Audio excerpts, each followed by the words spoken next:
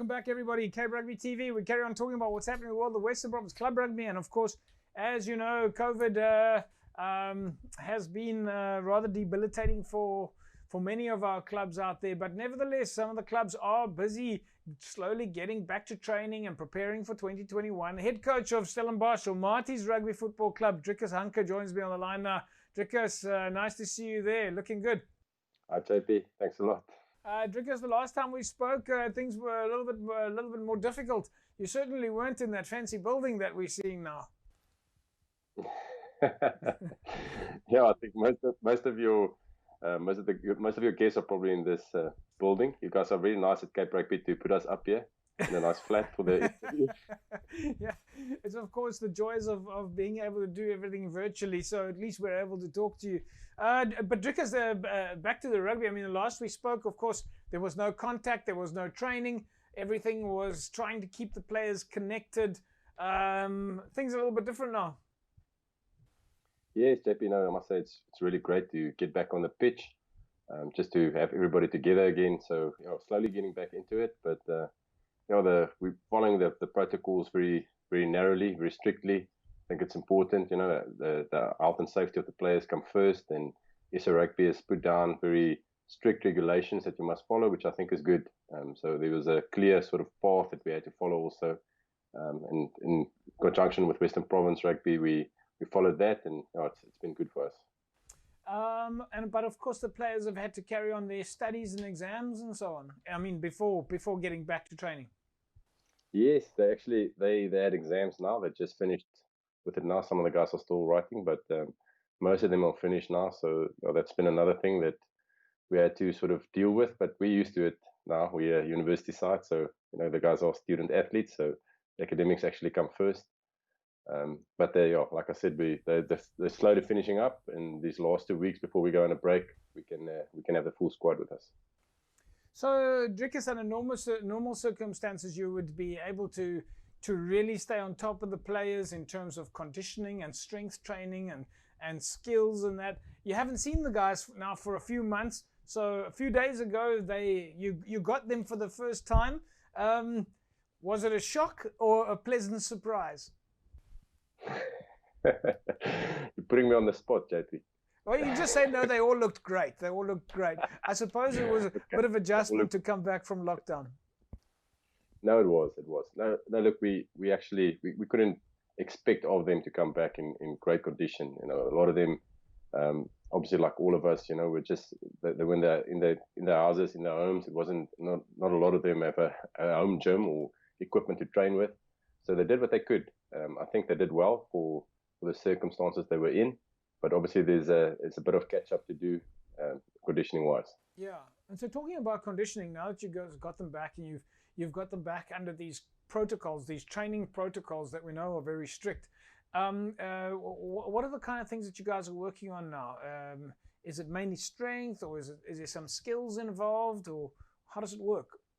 Yeah, in the beginning it was just conditioning. So we just did running and gym work, and it was really a slow return to play. So I think that was well stipulated, and I think necessary, just to also prevent injuries. We couldn't just start going full pace from the beginning. Now we're focusing very much on individual skill, but also starting slowly to get into our systems, for the new players, the younger players, to get to know our systems, and a lot of focus, like I say, on strength training, a lot of focus still on conditioning, on running. It is pre-season, so we're trying to have as normal a pre-season as we can. So of course, when we talk pre-season at Stellenbosch, one of the things generally on the cards is the Varsity Cup. Yes, the Varsity Cup dates are out, so we're starting the 8th of March. Our first game is against the Arkies at the Green Mile, so that'll be a great one. It's also always a great one to play.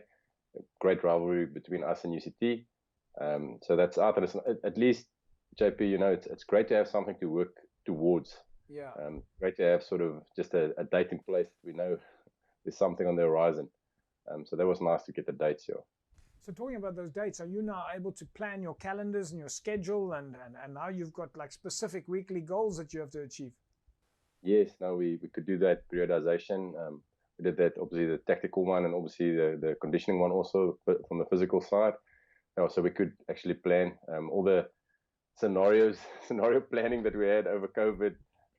Actually now came to a close, and we actually have the dates. So planning was a bit easier. And from a university point of view, are there other universities around the province? Are they under the same sort of training schedules? I mean, are they also back under the same sort of regulations or protocols, or have some of them not even returned? Do you know? No, as far as I know, everyone's training. UWC is also training. UCT is training. I'm not sure of CPUT, but as far as I know, the other two universities who are playing in the Varsity Cup are also training. Obviously same regulations. Everybody just strictly following that, but everybody back on the pitch. Any goals? I mean, or is it too early to set goals, or is it maybe even too unfair to set goals, considering that it's COVID and maybe the priority is just to let players get back on the park and throw the ball around, or have you got it back in mind already again to win the title yet again? No, JP, I think at this stage, you're right. We're taking it step by step, and I think firstly just getting the players back on the pitch and just getting everybody sort of used to our culture. We have a few young guns that came up and a few new players, so getting everybody involved and getting everybody engaged and making sure we have team cohesion, I think is the first goal. And then obviously conditioning wise, getting them conditioned. I think those are the first two goals for us.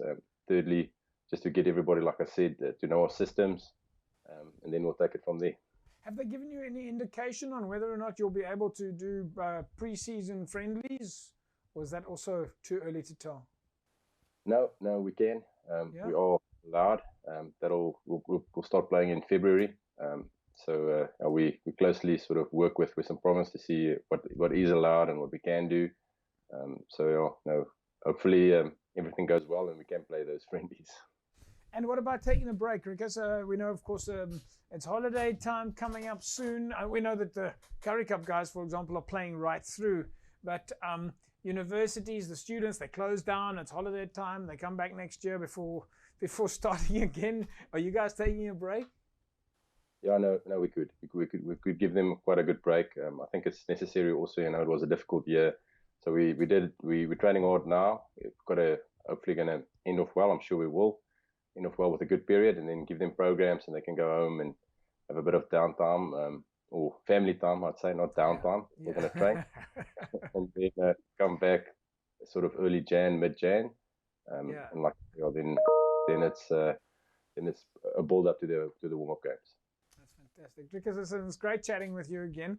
We obviously look forward to finding out more and seeing how the players go and getting lots of pictures and videos, and we're so happy to hear that we've already got our first club rugby fixture coming up. I mean, we've been waiting for a year. Yeah, I know. It was great chatting to you too, JP. Always nice to chat to you, and hopefully everything works out so that we can play the 8th of March. We're also really looking forward to it. Everybody just wants to get back on the pitch.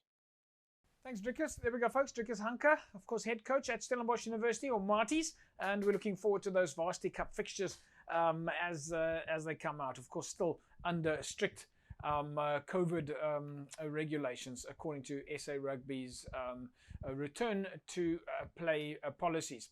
Folks, as you know, on a weekly basis, we do a public review of MChem24, our pharmacy. Of course, these are posts from the public after they've visited MChem Pharmacy. Such a helpful place.